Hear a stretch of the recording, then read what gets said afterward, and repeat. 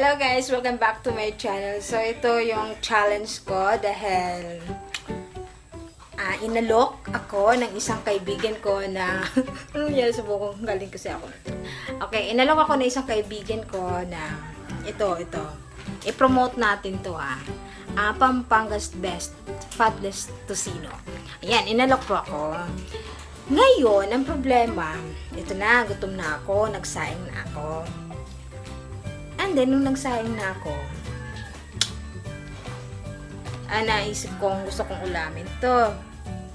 Ayan. And then, nagpaturo ako. So, shout out sa'yo, madam. Ang galing-galing na ano mo, I-google mo, day. Okay, so, sit back and relax. Where's the Tocino?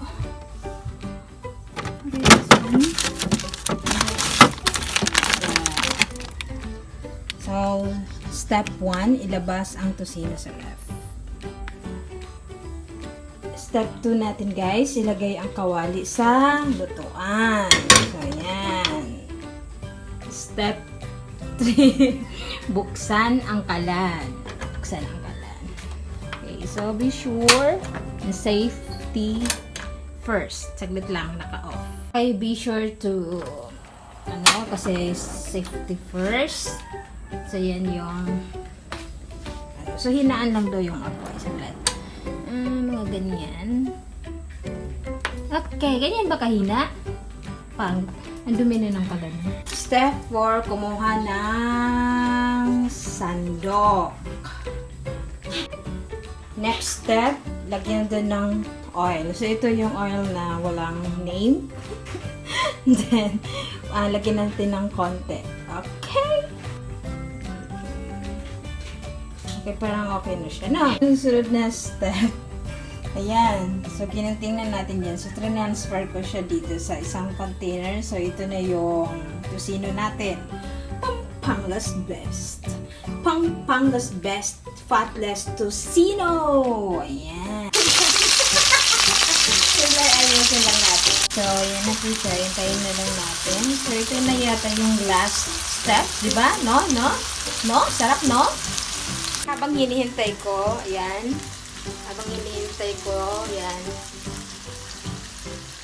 Ito yung last step daw.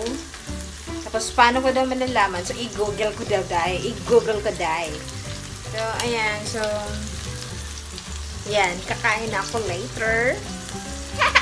Thank you so much. So, ayan. Ang dami yung babi sa gilid, no? Ang saya, no? Ayan, malapit na siyang maluto, guys. So, later, kakain na tayo. Tsunin, kakain na tayo. Masarap na ito kapag, mainit daw yung luto. Yun ang sabi. Baka fiction lang yun. Charot! Kakain na ako. Ayan na po. So, tapos na. So, kakain na ako. Then, thank you so much. Babu!